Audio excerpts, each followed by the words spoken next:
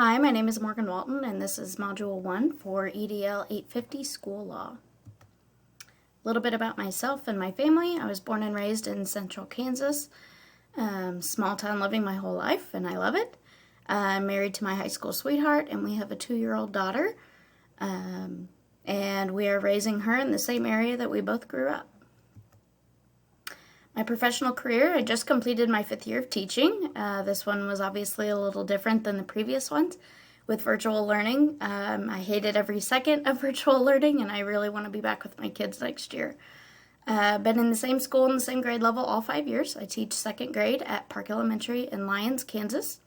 We are a Gemini 2 school, and we launched this previous year, and I'm the co-pilot for my school. My future as an educational leader. I have no rush to leave the classroom. I'm not in any hurry. I'll stay in the classroom as long as I'm happy and effective in my career. If it becomes a time where I no longer feel that I'm being effective for my students, then I would try to make the change necessary. I would love to be a principal in a building similar to where I currently teach. I like lower elementary. I just have a special place in my heart for those kiddos, and I like a small school system as well. I loved this quote, so I put it on my transition slide. Leaders are made, they are not born. They are made by hard effort, which is the price which all of us must pay to achieve any goal that is worthwhile. That's by Vince Lombardi, and I love that quote. All right, so what local support do schools receive? Each school district is governed by a school board whose members are either elected by the public or appointed. In my area, they are elected by the public, as which 96% of those school boards in our country are. Each school board appoints a superintendent, typically an experienced school administrator, and local school boards are responsible for establishing curricula, hiring personnel, and deciding when schools should be closed, consolidated, or constructed.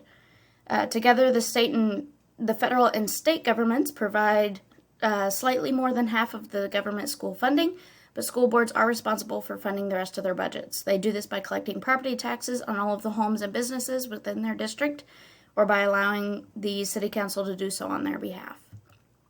State support. Most state constitutions include basic provisions for education, but they do pass it on to the local government, who then claim that authority and continue on with those provisions. In states that choose to adopt the Common Core state standards, the state's Department of Education must generate a set of benchmarks. Kansas did adopt the Common Core standards, so our State Department did set the benchmarks for reading and math. The State Department also did create benchmarks, or standards as we call them, for science, social studies, and other subjects such as art, foreign languages, handwriting, typing, things like that. Each state creates, implements, and enforces its standards differently, but standards generally provide a framework for states and districts to evaluate which schools are performing well. At my grade level, we don't have state testing, so we do other testing, and we provide other data. Being at 2nd grade, we're thankfully under the year of the state testing. State-level funding for government schools varies widely, but on average, states provide for slightly less than half of the school's operating costs. The rest of it comes from income and sales taxes. Federal support. Most of the day-to-day operation of schools takes place at the state and local level. However, the Congress passes a federal budget each year, which is then passed on to the state and local governments. The educational reforms passed by Congress are regulated and enforced by the Federal Department of Education. So this would be the support that the state level has through the federal government.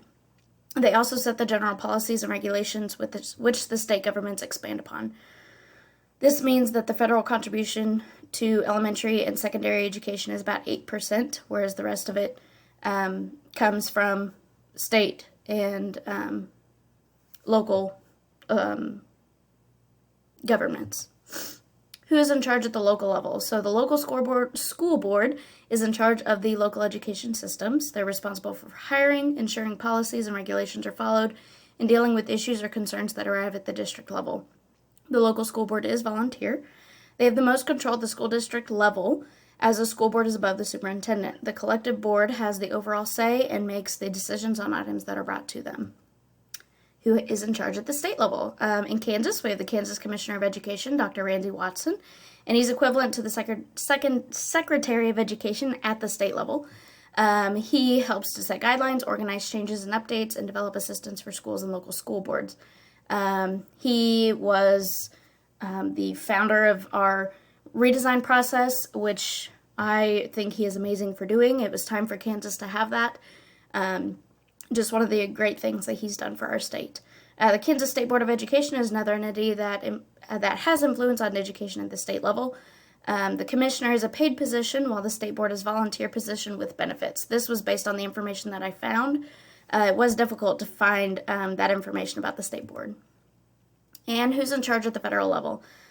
The current U.S. Secretary of Education, Betsy DeVos, is a main component of the education system at the federal level. She has implemented several policies within her time in the position. Rather than mandating direct federal oversight of schools, telling the states what to do, the Elementary and Secondary Education Act offered states funding for education programs. For example, my school is a Title I school, so we receive additional funds because we meet the requirements, such as having a high free and reduced population in our school system. So which of these levels of government influence the components the most? Component 6.1, the local government influences this component the most as it deals directly with the school system and its students. As it states, they evaluate, develop, and implement management, communication, technology, and school-level governance.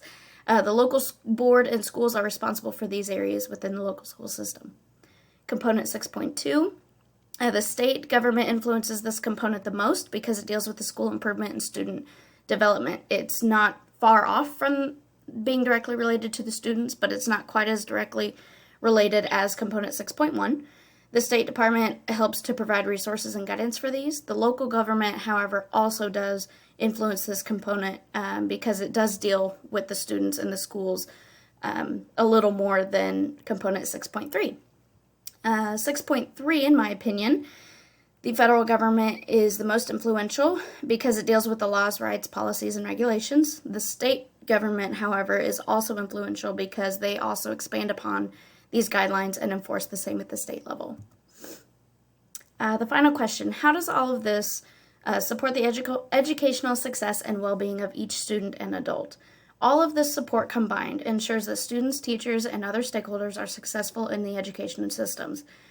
The laws, regulations, rights, and guidelines set by the federal and state government support the well-being of each student and adult while ensuring educational success through the same means. We have laws and regulations and rights for our students, for our teachers, and for our parents. We do all that we can to protect those rights. As educators, that's part of our job.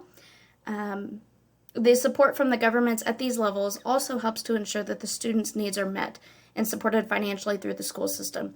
As stated previously, there are federal government programs which provide things for schools who meet the requirements. At my school, we have programs in which our students receive food if they are on free and reduced lunches, or if they meet the requirements of being deemed necessary to receive this food and these extra resources such as necessities to live well. This helps to support the families in the community and the school systems as well. And here are my references.